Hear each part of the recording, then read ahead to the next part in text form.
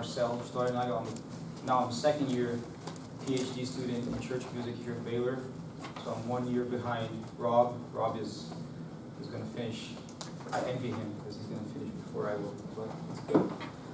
And a lot of the newer research in church music that's being done comes from an ethnographic perspective, which opens up new avenues of research. And I'm going to try not to bore you with details, but I also want to get deep enough into the issue that we can have some items for conversation. And since you don't get intimidated by this long title, this is not what was in your in the guidebook.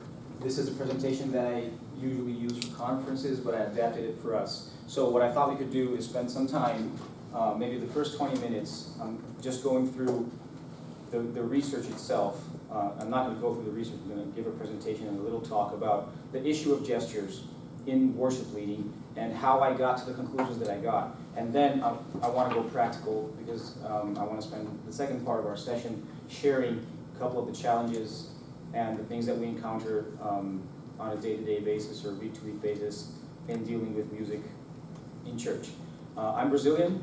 I have an undergrad in composition and conducting, and then my master's in composition. But conducting has always been a big part of what I do in church, not only in front of the choir, but also in front of the congregation. And when I moved to Texas last year, Brazilians tend to move a lot.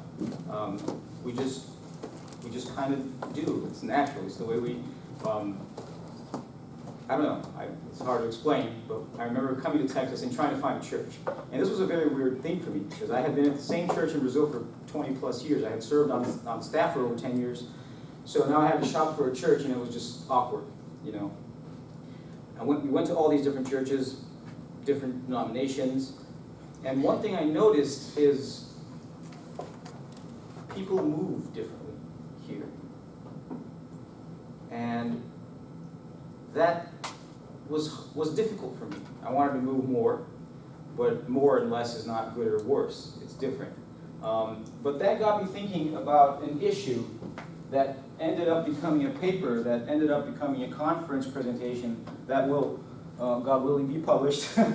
And these are the fundamental questions that I started to ask a year ago. How do gestures inform the context of worship? And how does the congregation in turn inform the gestures that are used from the altar or stage? So these two questions, they imply something. What do they imply? They imply that this communication is not just from one side to the other, but it happens both ways. And this is really important. It's really crucial to understand how this happens because it's easy to start thinking of techniques to make our ministry better, and we think, well, if I apply this, then this will happen. And that's hardly ever the case. And some of you who've probably been in this ministry longer than I have will know that the results and your expectations don't necessarily match. But I decided to apply ethnographic methods of research to this question and look at the issue with a lens. And this is sort of just, good morning. Frontman up here. I like being the front man, actually, but I also like being the Kantor, so I'm always divided. This is where my interviewees are from. This is where I'm from, South Brazil. I'm a South Brazilian Lutheran, and I decided to do 12 in-depth interviews with worship leaders, both male and female, ranging from 19 to 50 years of age, and ask them questions about how they lead the congregation and what they feel the congregation gives them back in response to their gestures. So I crafted a whole questionnaire, sent it to them, and they sent me the answers. And I tried to standardize this. And one thing I wanted to point out, I don't know which church if everyone here is a Baptist or if you're not, I am now serving at a Baptist church and I'm learning different things. But South Brazilian Lutheran worship is very messy because it's an immigrant church that got mixed up with the culture in Brazil, and then you have all the global influences of, say Hillsong or Vineyard or whatever, and anybody can get on YouTube and watch anything they want, and suddenly worship becomes a mishmash of a whole bunch of different things, and there's nothing you can do to stop it. You can try, you can scream, but it's going to happen. And this is a characteristic of our church. On any given Sunday in South Brazilian Lutheranism, you can find a young female worship leader with a guitar come up. She nods to the band, the drummer counts to 4, and off they go. The congregation stands up and they're all singing. And in the neighboring congregation, a senior member, an elder of the congregation comes up as the organ plays the intro to a 16th century chorale, and he gestures the congregation to stand. They all stand and they start singing from the hymnal. And so you have all these different perspectives, and my question was, well, my challenge was, how do I answer this question without becoming stylistic? You know, without going worship war style and just saying, well, in this case this will work, in that case that will work. My feeling is that there were underlying principles that we could look at that would help us deal with these gestures. And the issue of gesture in music, I'm not going to get too deep into this. If you want to talk more gesture in music, you can meet me outside of our session. But this has been extensively researched in music in many, many different ways. We can talk about physical gestures. If you're a performer sitting at an instrument, we can talk about gesture as a conductor. We can talk about gesture as a singer. We can talk about gesture in music, in the composition, how the phrases are shaped and formed, how rhythm and contour are used to shape configurations that are gestural in nature, and blah, blah, blah, blah, blah, blah. And we can go on and on and on and on about this issue, but it's not something new. And then I started thinking, well, what if I can look into all these discussions of gesture and try to find connections with the gestures that we perform, that we do when we lead worship. And this led me to this concept. This is not something that I invented, but it's something that I adapted. And I'm going to lead you on a concept trail really quick. So this is like 40 pages of a paper in 5 minutes. Let's see if this will work. There's a dude, a Russian dude called Mikhail Bakhtin, who's a linguist, and he wrote a bunch of very interesting stuff. And one of his concepts related to language is that language is grouped into utterances. Utterances are configurations of words or other texts. The way I look, the way I speak, the intonation of my voice or texts. You all read more than just what I'm saying. You also read the other things that I am doing while I speak. That is an utterance. It's a combination of all these texts. And when you lead worship, be it sitting from a piano, with a guitar, without a guitar, conducting, with a microphone, the congregation reads these utterances, these combinations of texts. If you look up, if you look down, if you raise your hand, if you don't, if you move, if you don't move, what kind of clothes you're wearing. All those things factor into how the congregation reads what's happening from the altar or stage or platform. He used this for language. Then there was a guy called Austin, and Austin wrote a book called How to Do Things with Words, and he talks about how words perform functions. And what I proposed was, how do gestures say things? It's the opposite, but also, I mean, I'm using Austin, so it's not the opposite. But if you combine the concept of utterances over there, and you talk about the performative capabilities of these utterances, we can apply that to gestures. And then we go back to the initial question of our presentation when I said, well, how do these gestures inform worship? What happens? Can somebody describe for me what is special about getting together with a group of people on a Sunday morning or evening, or whichever day of the week you decide to meet, to worship together? Why do we convene to worship? Because anytime two or more are gathered, Christ is there. And what happens when we do that? We're encouraged, we're Community. I mean, you can stay at home and play your guitar and sing by yourself. You could. That wouldn't necessarily be wrong. You can listen to a CD in your car, right? But what happens when we do it together? When we worship together? There's a multiplying effect. Well, it's the corporate effect, and Yeah. it's the heavenly body worshiping with us. We all sing, and we join the angels around the throne. So something bigger than us happens, right? And a side note or a parenthesis was, this is something that I created for a non-Christian conference. So these researchers are always very wary of what you know, when you talk about worship, they're like, wait, what? Church? So the issue is being able to describe what happens in words that these people would be able to understand and be interested in. And also, as a scholar, I'm looking into the whys, right? And there is a very important and fundamental spiritual and theological dimension of what we do that becomes worship. There is also a human element. Something happens between us, between people, when we worship together. And there's one scholar called Ellen DeSanayaki who wrote a book called Homo Aestheticus, instead of Homo sapiens or Homo, she says that we are aesthetic persons. And she talks about the concept of making special, which means that there are certain aspects, certain spaces of our life that we separate from the others. We do that when we play. Have you seen children play? I was walking into my kids' room the other day and they were like, no, don't walk in here, you're ruining our game. It was a special place. They were living in an imaginary world. When we separate a place, when we separate a time, when we separate a space-time, or whatever you want to call it, to do something different, we are making that special. And I want to... It's no different. I was interested in what you said. You made this for a non-religious group. When you think about it, I can sit at home with my popcorn and my Dr. Pepper, and I can watch the Rangers game on the television and have a great time. It's completely different when I go to Ranger Stadium with 10,000 other people who are eating popcorn and drinking Dr. Pepper and what all. It's the same thing. I can worship by myself. I can worship corporately. So we feed on other people's participation in whatever we're doing. Yes, that's absolutely true. And that's what she calls making special. Yeah. Now, are we saying that a Rangers game in church is the same thing? No, we're not. We're saying that there is a very strong communal aspect to that makes it special, that makes it different. That's the same reason you go to the movies. You can have an incredible 4K TV with an incredible 20.15 sound system and have your popcorn and just watch a movie at home. Sometimes you just want to go to the movies and laugh when everybody else laughs. And after all this research and reviews and stuff, this is the idea, that we create special places in a special time using special gestures. And now I'm going to come back to the initial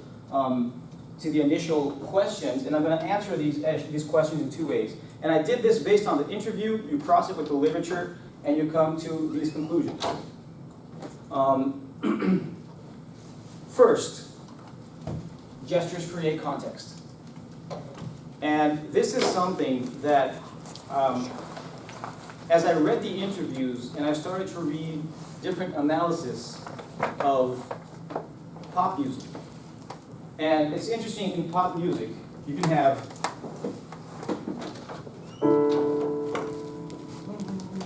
so I'm going to get really cheesy here. That's good. Look into your eyes, you will see. Right? Now, I'll bring the key up. Look into your eyes. What is that? That's like Broadway, right? But if I do a whispering in your ear, look into your eyes, you will see. That's different. And the way it's recorded changes the way you read the song, does it not? If you get the whispering sort of close up to the mic sound, you get one reading. If you get the lyrical, open your arms and sing to 5,000 people on stage sort of sound, you will imagine and you will interact with that material in a different way. So gestures also create context in worship. And this is where the interviews got really interesting. Let's look at these two examples. These are two excerpts that I took out from my interviews. When I sing about the cross and point to it on stage, I communicate the focus of that section of the song. When I leave the microphone so that the congregation can hear themselves sing, I do it to aim for a feeling of communion between people. When I look up, my goal is to bring my thoughts to God. The other person, I observe members that during worship tend to express themselves with their bodies as well, beginning with the staple raising of hands, involving a body pulse in time with the music, and more rarely discrete jumping. Discrete jumping. The raising of hands is freely practiced, happening individually and spontaneously in the congregation. So two different examples, but there is an underlying red line was terrible, that brings this all together. The idea that the person who is leading worship is using gestures to enhance, enrich, emphasize what is being sung and also to lead the congregation. So these are active gestures from the front. And there is also another element that shows up in these interviews, which is the issue of expression. We're not robots. I mean, if you're up there, and this gets special, the way that you express that specialness is also important. Thus, look into your eyes, you will see. The way you sing, the way you move changes. And people see that, and they empathize with it. And that's what in research we usually call embodiment, which is, I see you do something. It's like the yawning factor. Have you ever, one person yawns, 5 people yawn? That happens on many different levels with people, because we are communal creatures. So, on one hand, our gestures inform, they create. Because if I behave differently, and this repertoire can vary significantly. And in a punk rock church, you're going to get one kind of gesture. In the Southern Baptist traditional environment, you will get other kinds of gestures. If you have a conductor as a worship leader, you'll get one kind of gesture. If you have a rock and roll frontman, you'll have another kind of gesture. And we're going to talk a little more practical about this later on, and I want you all to share a little bit about what you do. But the second thing, and this is really important, gestures are informed by context. So this is important because the idea here is not that we simply do what we want from the stage and people respond to it. That's never the case. We can try. Sometimes we use gestures to take people out of their comfort zone. We want to do something different. Maybe we want to scandalize them just a little bit to get them standing up. I don't know. We're looking for different things. But that pushback is always there. And I argue that it exists prior to the worship experience. I'm saying before you go onto the altar, before you go onto the platform on Sunday morning, there are things that you can and cannot do based on the bodily ethics, which is just a term for how people should behave, right? Correct. When they go up there to do that. And again, this will vary widely from congregation to congregation, but it's always there. And that takes the form of expectations that people have of their worship leader. If they're willing to afford you the trust of leading them in worship, you have to take those expectations into account. Because if you simply go up there and do whatever you want, you won't be back next Sunday. Or at least you get a whole bunch of emails and a visit to the pastoral office. Again, this is important because it shows us that whatever we're doing is we're not free agents sort of impinging on a body of people. We are in a conversation. And these utterances, these performative utterances that we use, they are conditioned by the congregation. Let's look at these examples. I don't feel there is a restriction or a limiting border for bodily expression. Nevertheless, depending on the movement I use, I can end up frightening the congregation. I feel as if I behave differently when I lead worship at a youth conference, for example. In a church service, I'm usually more discreet.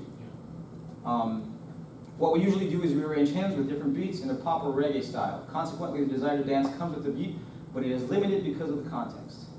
Now look at the paradoxes that are inherent in what they're saying. I don't feel there is a restriction.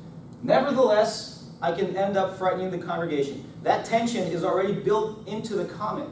So that back and forth is always happening. And it also happens when we panic or when we feel like we don't have the congregation. Have you ever felt that? You go up there on Sunday morning, you're really confident, the rehearsal was a great success, you sound better than the recording, and you get up there, and nothing happens.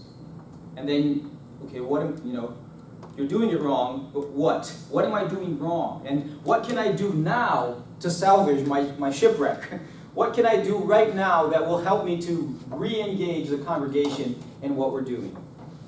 And that's when people either do something really successful or something incredibly stupid. Because, I'll give an example from conducting, right? I was conducting at a festival, and I had one of the student conductors come up to lead the orchestra in a very simple binary march-like piece. Right? And then the orchestra started lagging behind. what did he do? He amplified his gesture. He didn't change the tempo, he amplified his gesture. And then what happened to the orchestra? They lagged behind more. And he couldn't understand why, as he amplified his gesture, they were lagging behind more and more. After the session was over and his self-esteem was ruined, I came up to him and I said, if you want them to come with you, you have to shorten your gesture. You have to make it precise. If you make it big, that means extra space between the beats. So if I'm here and they're lagging behind, this will bring them up to tempo. That's just one small example in a very specific context of a way in which that conversation can move in one direction or the other direction.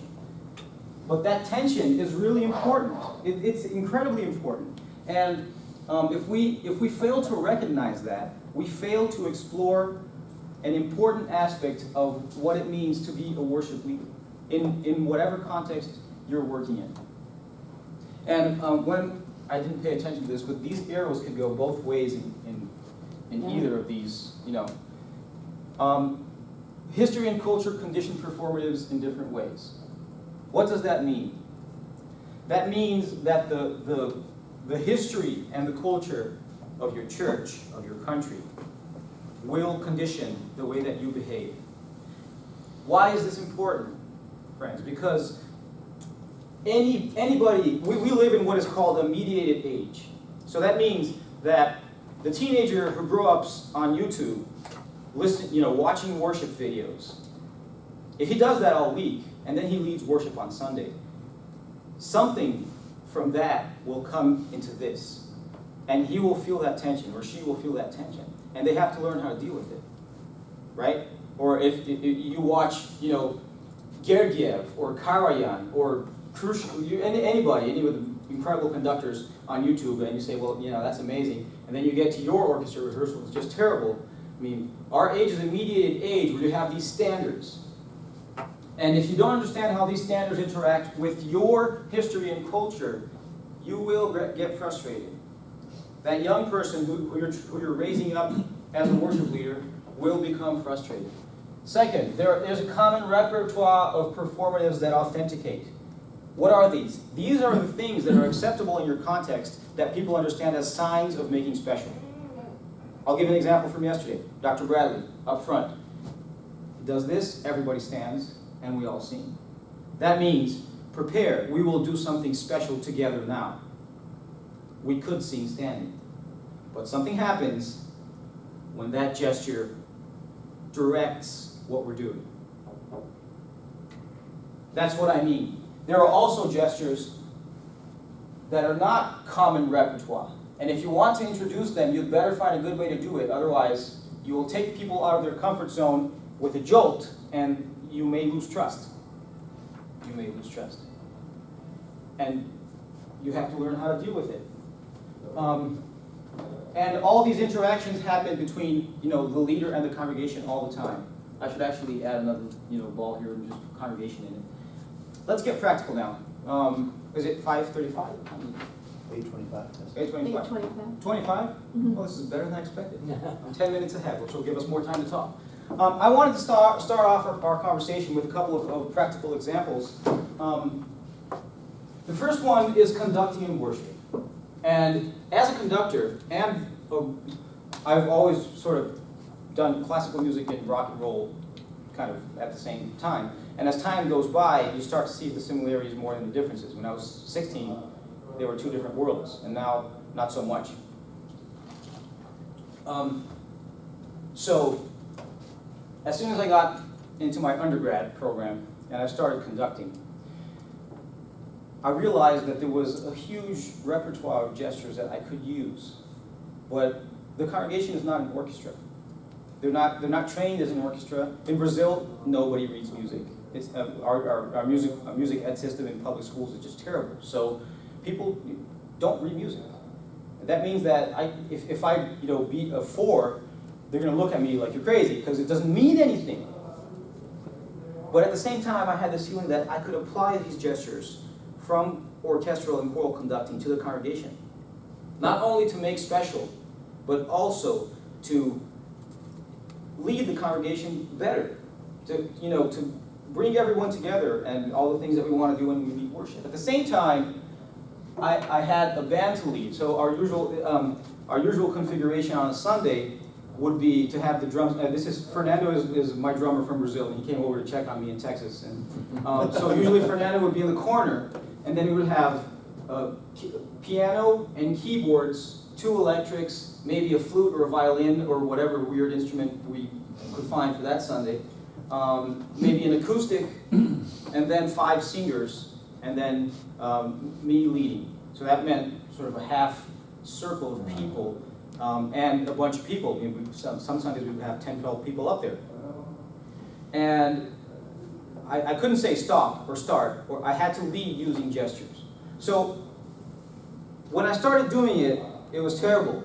It was terrible. I did not know what I was doing. And when I started implementing conducting gestures, it was also terrible, because I looked like a pretentious conductor trying to do something with a group of people who were not an orchestra. I would do, and they would look at me like, what are you doing? What are you doing? What is that for? And the musicians would, take a discreet step in the other direction, so they would not be associated with me. It took me a while. I would get to church. I would go to church during the week, set up a pedestal with a microphone, and I would research my gestures. And these gestures included the microphone. What happens if I change hands from my left to my right? What happens if I take a step this way? What happens if I move to the edge of the altar and I stand next to the other singers in a line so that I'm not in the middle anymore?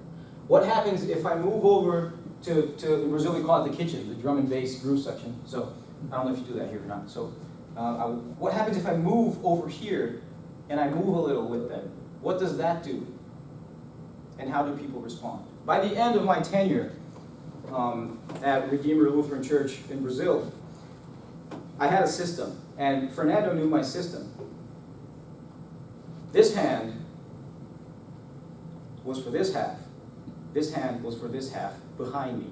Both hands could be used for the congregation. And the way I oriented my body would allow me to do both, which meant if I did this, Fernando would probably start paying attention because I would probably do something. And if I did this, he knew that I was going to address the congregation. And I also learned to make my gestures to the other musicians very discreet because they were right there with me. So that means that my cuts for them were down here. I didn't have to go. It doesn't work, right? Again, the what is he doing factor. So I just learned to do this. With time, all I had to do was look, and I kept doing this because this gesture means sing. That was really important for me. The other important experience was I was part of an outreach ministry for 20 years and 19 years and I don't know, a while. Same group of people. Me and a couple of friends, we started when we were teenagers. We toured, we would do outreach wherever, preferably not in churches. So prisons, slums, public schools, wherever, conferences, wherever they would have us.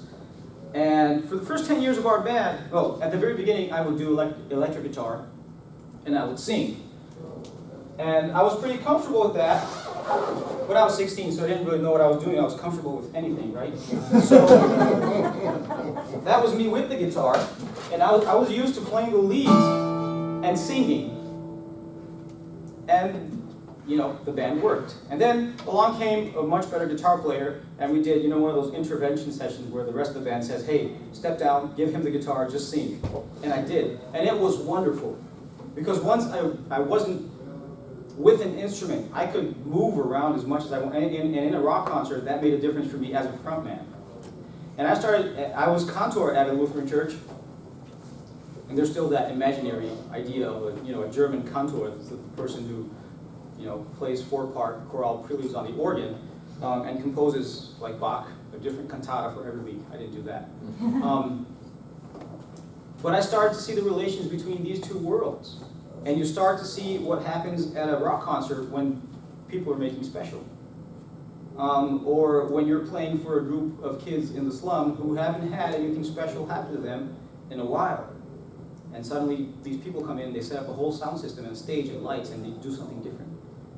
And then what happened was that our guitar player, a really good guitar player, got transferred to Taiwan, somewhere very far away. He wasn't commuting. Tough He community. was not, yeah, and Skype would not, wouldn't work. So the band said, okay, now pick up the guitar again. I was like, what?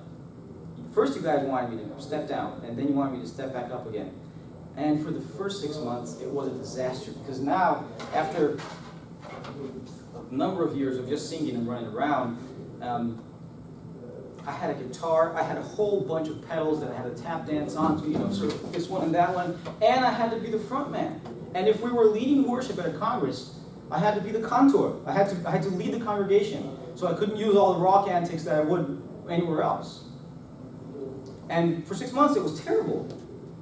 I had to develop a new repertoire of gestures to be able to lead with the instrument in a way that made sense for me, for the band, and for the people. And a repertoire for a worship setting and for an evangelistic setting. The same thing happens if I have liberty of movement. It's easy. What about, this might be the case with some of you, if I'm here? Well, let's make it even more challenging. A lot of churches don't want you to move the piano around a lot. So, you have your piano and the congregation's there. And suddenly, you look like kind of a puppet. You're playing here, the band's there, and the congregation's there. What do you do? How do you do it effectively? How do you do it well? Because you can't simply cater to your instrument. You have to lead the congregation. That means that they're looking at you. And what I've learned over the years is that they're looking at me not only when I'm looking at them, but also when I'm looking at the instrument, when I'm looking at the band, and what those things mean in the context where I'm serving. That means that if I start... and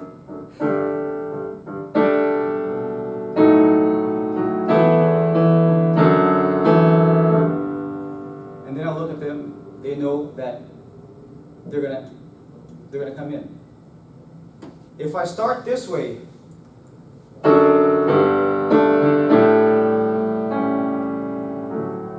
they know to come in as well. But this is rehearsal. This is time with the instrument and with the place in a way that will make sense. And it's something that's always developing. Moving to the States meant that my rep didn't work anymore. I had to come up with a new set of gestures. And then coming into a Baptist church, I had to change the rep again. And then the fact that I hadn't done it for a year, which was miserable, because I have worship leadership syndrome, I need to serve. Meant that I had to, and I'm still studying, new gestures in different ways, or maybe recombinations of old gestures. And on any given Sunday, I'll do a couplet on the guitar and a couplet on the piano. And I'll have, last Sunday, 2 Sundays ago, we had an organ, an orchestral percussionist, a female singer, and me. Okay, how do you lead that?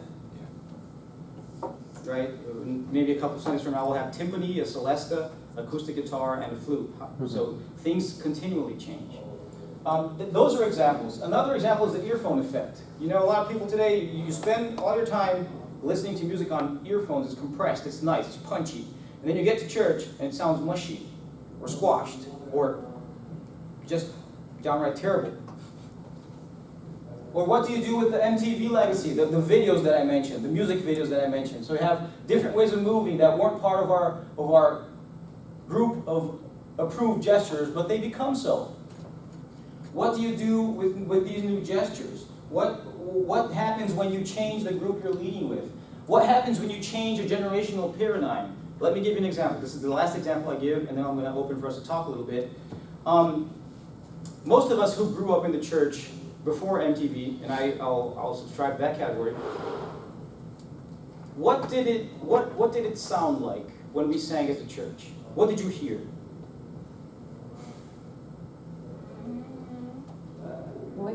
Voices.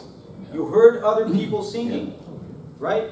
So the sign of good worship was hearing people's voices, or hearing, as Dietrich Bonhoeffer would say, I am part of the church when I sing with the church and life together. Right? Okay, and Sunday morning, so everything is lit. I see people, I hear people, and probably we'll have a piano or an organ or, you know, an acoustic guitar or maybe a percussion instrument or something, but we probably won't have a public address system, a PA system, and, you know, tons of equipment in a rack and somebody with an iPad moving around and doing sound, right? Now think of the kid who's 10 or 12 or 14 now and growing up with the earphone effect. Most of the time, he listens to music in his earbuds, or he listens to music in the car, but there's a very mediated and close relationship to technology, right? And if you look at a rock concert today, it is a multimedia experience of sound and lights in a controlled environment. If you go to a U2 concert now, the concert is not only the music. The concert is everything that happens on the screen, with the lights, the way they set up the stage, and the stages get crazier and crazier. So what is comfortable for a 13-year-old today? It's a dimly lit environment with controlled lights and compressed sound. And that is his paradigm of corporate experience, of corporate music making. He did not grow up with the stained glass, brightly lit windows, hearing other people around him. What does that mean practically? Or what I found talking with, you know, senior people and younger people and doing research, trying to understand that conversation, is that older folks, and again I include myself in that category, sing better when they hear other people singing around them and they can see them. Younger people sing better when the sound is so loud that they think nobody else can hear them. Right? Yeah. For them, that's a corporate experience. We're doing this together. But the conditions of what qualifies a corporate experience, the conditions of what qualify making special that experience are different. So you're literally speaking two different languages in terms of mediation and in terms of the texts that are involved in making music together. I'm not saying one is good and the other is bad, or one is good and the other is bad. I'm saying this is something that we should probably account for as we lead worship and as we think of the gestures. Maybe we learn that some of our gestures get a better response with our younger demographic, and some of our gestures get a better response with our older demographic, and we learn to integrate both of those. Can I challenge you just a little bit? Absolutely. Well, going back to our earlier example of worshiping solo or rooting for the Rangers or solo, those kids are enjoying mediated music in a solo environment when they do this. Yes. But if you watch kids at a live concert, whether it's rock or the Capitol 4th of July thing I watched, when people get together and there is music, they will sing together regardless of age, if they know the music. I also believe And that. so you see kids crowded around the stage of some big performer, and they're all singing and waving their arms and having a great time. So it's still about providing an opportunity for them to feel a part of something more than themselves and enjoy doing it with other people. Like, we all know this song, let's all sing along. And the performers, I went to the James Taylor concert, I'm dating myself, recently in Austin last week. And he is still James Taylor. He has incorporated all this lighting stuff you're all talking about, but in the end, it's still James Taylor and his guitar in the center of the stage playing, and all this stuff's going on around behind him, I think, to attract the younger generation. But regardless of generation, people are singing along with him, you know, and the Carole King songs and all this.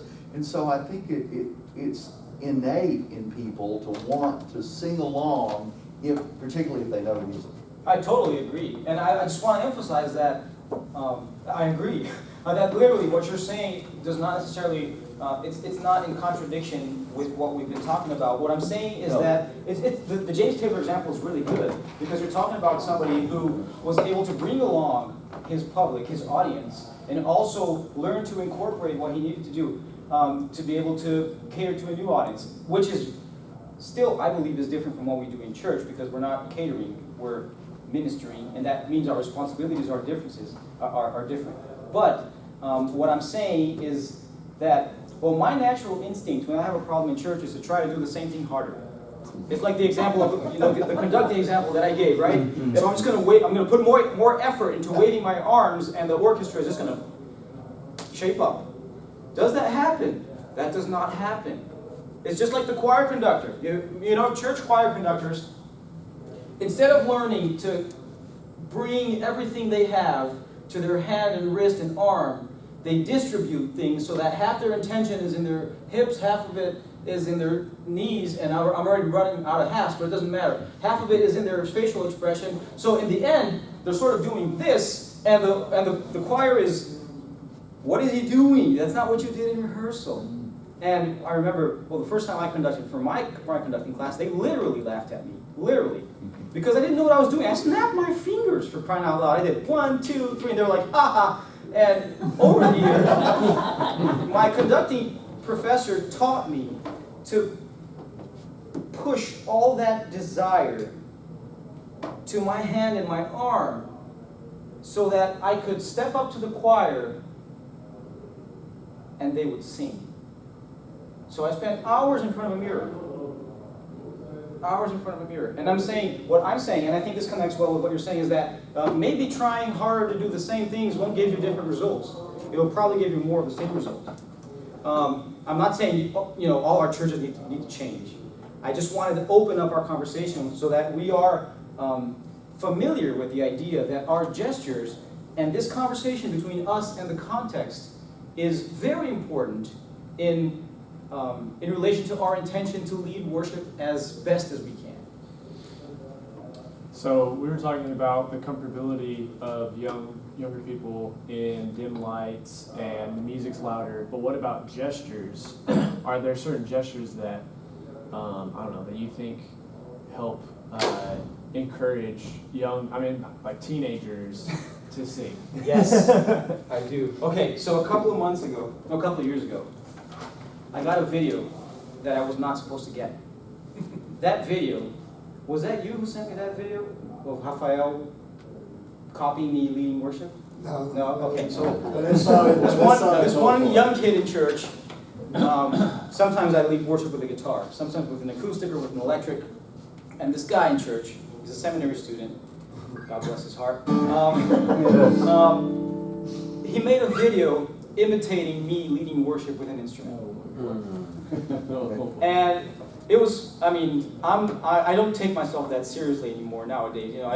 I've embarrassed myself enough where I can probably embarrass myself more. But the video was really good because I watched it and I said, okay, these are the prototypical gestures that I use when I lead worship. So he would go. So what? And I looked at those exaggerations and I thought, hey, those are the things that I do. They're a bit exaggerated, but they are the things that I do. When I have the instrument, this is mediating my relationship with the congregation.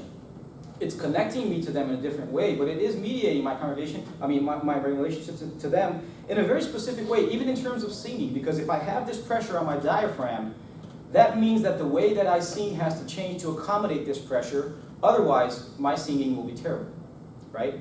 So, I can speak from my experience, right? And the set of gestures will change. But I've learned that the way I hold my guitar is important. If I do this, I'm pointing down. If I do this, I'm pointing up. If I do this, I'm just weird. So there's a sweet spot. That's the first thing. And I spent a lot of time researching, the perfect length of my strap to be able to. The second thing is how I use the conducting baton that I have to lead both the group and the congregation. Which means, yes, I'll do.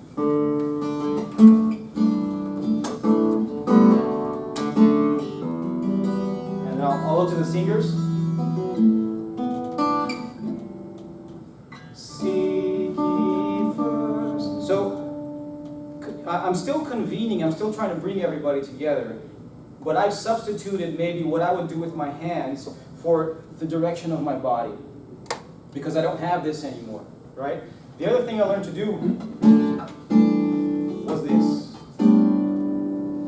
Seek, and because I know that they're going to go back to the tonic.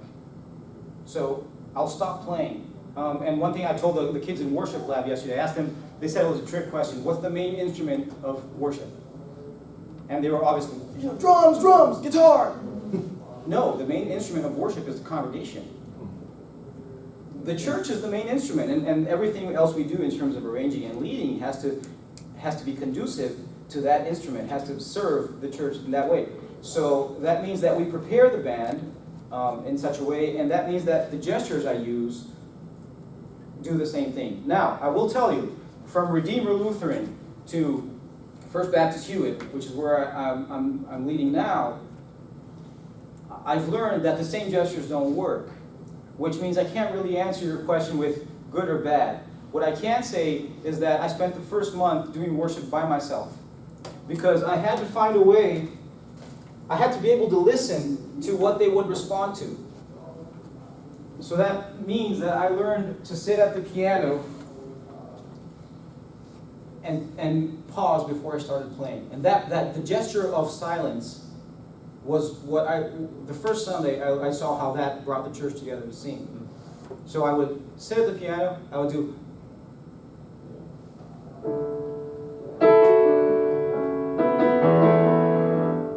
So that, that silence, the gesture of silence is one that really helped to bring the church together. The second thing that I learned is that the church here in the U.S. responded to conducting much better than the church in Brazil. Which means I could, finally wave my arms the way I always wanted to and never did. Any other questions, pushbacks, issues? Just a comment from the gesture point towards the band. I think that sometimes you can empower the band, which is pretty powerful. Yesterday you did that when you pointed to the trumpeter kind of below your waist, so it's just a little quick point, so he knew it wasn't a signal to the whole congregation, but he got to take his own tempo. And I thought that was pretty neat that he was empowered to do that. And last night at the concert for the youth choir, same thing. They pointed and the kids were able to do their pitches and then take off on their own. I thought that was very cool. What does that demonstrate? Confidence. Trust. Yeah. Yeah, I would. I believe that what we do. I've said this, and I hope to have demonstrated in a way that makes enough sense that these messages don't go undetected, right? And the fact that you're mentioning what Dr. Bradley did yesterday is an example of that. And I know this is a very special audience because we're talking about 300 worship leaders, which kind of makes you a bit self-conscious about what you're doing. But I've learned over the years that some gestures become really important, and that's led me to a place of a lot of comfort, especially if I'm at a place I know really well. And that place I know really well can be my home church, or it can be a type of venue where I've played consistently. For example, high school, evening high school classes, which are a very aggressive environment. People who work all day, probably dropped out of school when they were younger. They're coming back. They don't have much time. If you don't get them to pay attention in the first 13 seconds, you're done. And I've learned that in those environments, I have to propose what I want very, very quickly, which means I am a lot more aggressive in the sound, in the energy, in the way that we as a rock band carry ourselves and our attitude, because they've also been on YouTube. If I can establish that connection, I can probably bring them to a place where we can talk about faith, about life, about other things. In my home church, I've learned that my pastoral role as a worship leader is to enhance, or I would say facilitate, trust, unity, diversity, and conversation. Those are my words. Which means that sometimes I won't sing. Sometimes, a lot of times, right, Fernando? We would start the song and we would drop out. Because you don't need the band if the main instrument of worship is doing what that instrument should be doing. We play to make ourselves unnecessary. We lead to make ourselves unnecessary. Because there's no, wireless microphones in heaven. You know that, right? There's a hierarchy to tech. And that hierarchy is the backup singers get the wired microphones, and the worship leader gets the wireless microphone. Maybe even yeah, right? So there's like hierarchy of empowerment. I was sitting here thinking, when I've dropped out before, because I just lead. The band is behind me, and they watch what I do. I don't carry guitar and things. But when I drop out singing, it's almost as if the congregation goes, what just happened? And they stop. Where did Keith go? Almost, yeah, where'd you go? So, even that can cause an uncomfortable situation if you're not careful there, with my congregation anyway. Let me answer that, or maybe elaborate with a story. So I started playing in the worship band in my church in, I think, 1994. I did not know what I was doing. I was literally playing basketball behind the church, and somebody ran up to me and said, "Hey, our guitar player's in here, can you play?" So I did, and then I never left. So I literally didn't know what I was doing. In 2000, they made me the leader of the group. I still didn't know what you could say I still don't know what I'm doing. You know where this is going. But that first year was very difficult because I expected something that the congregation had no reason to give me. I was just a kid. Why? I mean, why are we giving the authority of leadership to this young dude who does not know what he's doing? And that's very apparent. It took me a while to figure that out. And what I did was, during a period of 2 years, I would say 3 lines about worship every Sunday. I was not prepared to preach. I was not theologically prepared to put together a 40-minute sermon on worship. But I was prepared to read and to find snippets that would be helpful, which meant that every Sunday I would avoid the whole worship leader sermon. You guys know that, right? You know, when the worship leader goes up there and shares his entire week, and then an exposition on, I know, Isaiah 55 or something. I would say 3 sentences about worship, and we would start. And I did that for 2 years. That helped me to understand worship, but it also helped the congregation build confidence that they were the main instrument. And it took us a long time. After 20 plus years, I could see the benefit of that process. But I also learned that every 7 years, literally every 7 years, I had to do the same thing again. Because the congregation will change. If it's the same people, these people will change. Sometimes the people themselves will change.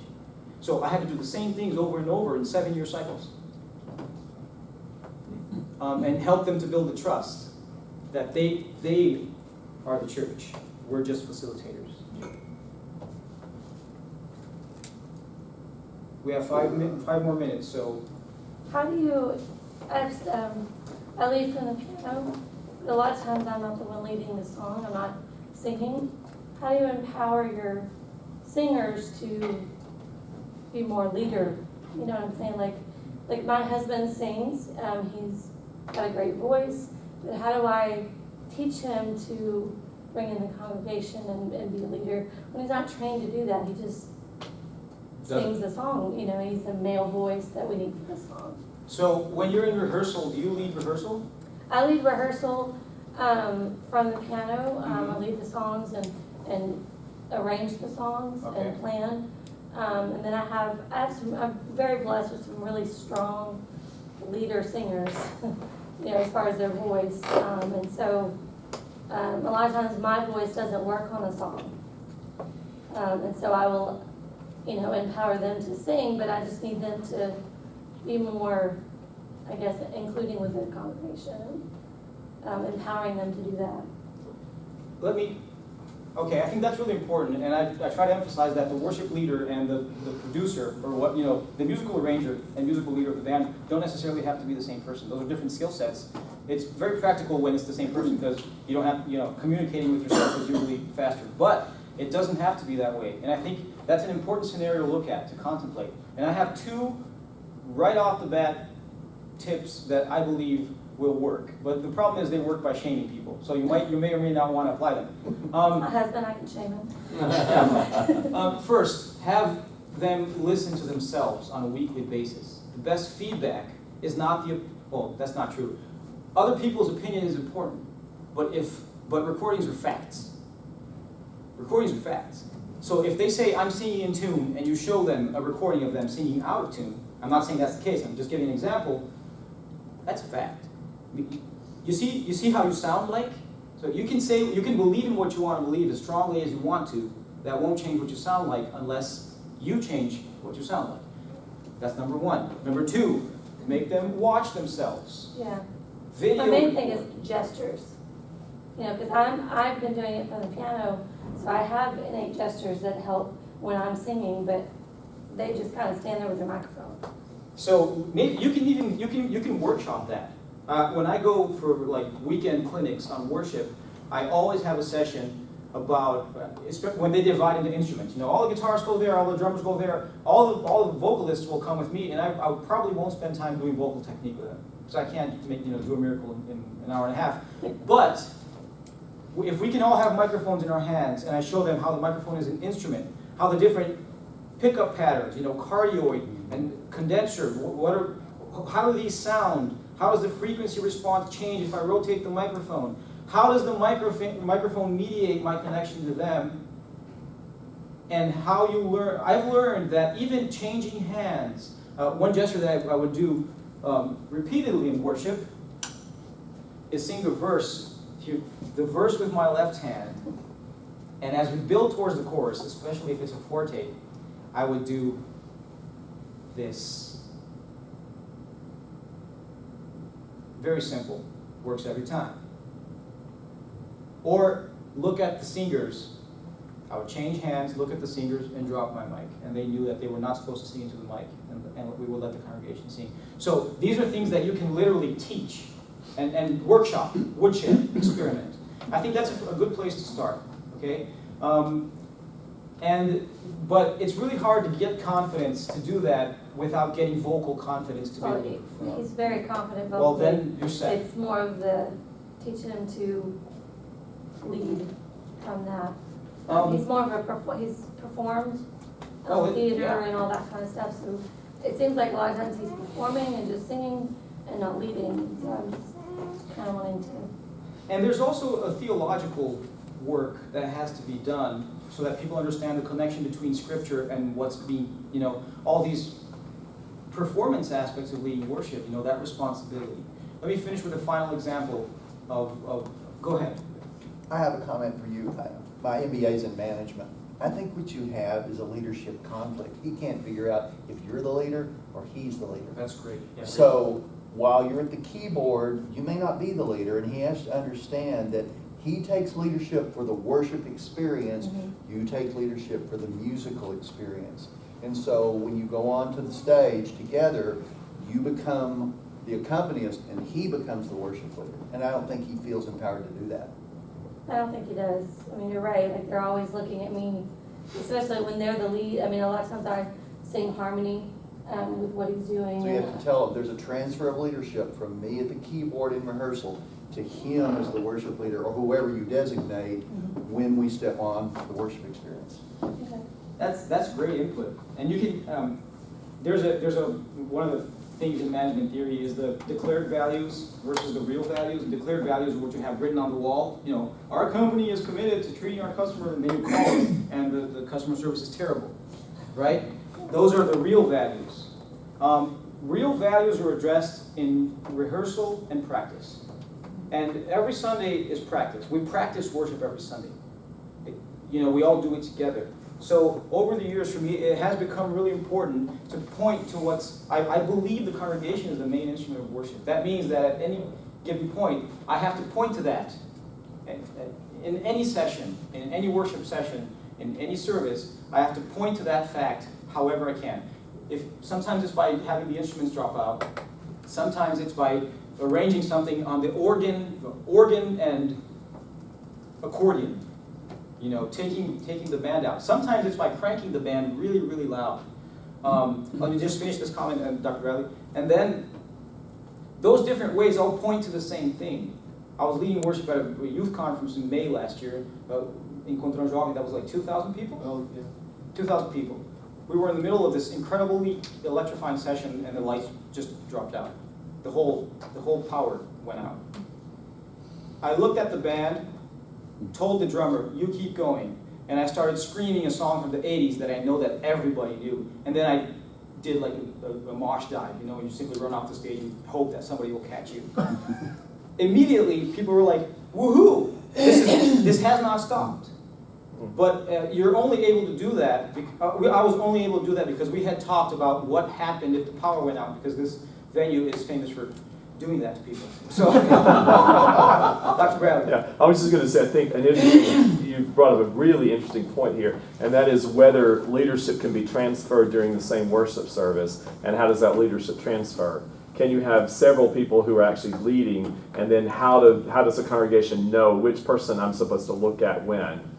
And I think that's a very interesting little dynamic, and it's complicated, but I think a lot of it is body language. And it's simply for this other person to step up a little bit, or pick up some symbolic transfer of leadership on his part and your part, so they know we were looking over here, now we're looking over here. And as today we were talking about in the worship plan, we had a rehearsal early this morning, is getting everybody to look at the person who is now in leadership. So hopefully today in worship we'll actually do that well. Yeah. Or not, so that you're seeing the transfer of leadership shift around the platform in different places. So maybe when he's singing, that the band is not necessarily looking at me? Exactly. Yes. If they look in another direction, and all the other singers, there are others, they look to him, then immediately the transfer of leadership shifts. And then a congregation, if you are in the same congregation or perceptive congregation, they learn to do that. I think we train congregations that only one person leads, and one person leads every single thing. And just like yesterday with the trumpet guy or whatever, we transfer the leadership all over the place. We had 3 bands up there yesterday, or 3 sets of music, and everybody just, when you guys were playing, everybody shifted over there. Yeah, and hopefully, and then I was trying to I shifted places. Like when the band was leading, I didn't stand at the pulpit. Right. And I moved places so that hopefully there was some transfer of leadership around the room in different around the platform. You are masterful. Well, thank you. But I think about those things a lot. And so I really, what you're doing is great. Thank you. Yeah, well, otherwise we have conflict, because if you're always at the podium and the band is trying to lead a song, you're getting in their way. Yeah, you might as well be just standing there saying, no, I'm in the way. I'm barring you from seeing what you need to see. Nobody cares about me, but I'm still there waiting. So I tell my students, don't ever wave your hands on certain kinds of songs, because it just looks stupid and it's completely in the way. But it's, like I said, I'm very blessed with some very strong singers that I really feel like they can lead certain songs better. Yeah. I just need to in their leadership. Yeah. Well, thank you, everybody. Thanks for participating. I hope you had fun. I hope you enjoyed it. Any further comments? I'm around. And God bless you. Have a great day.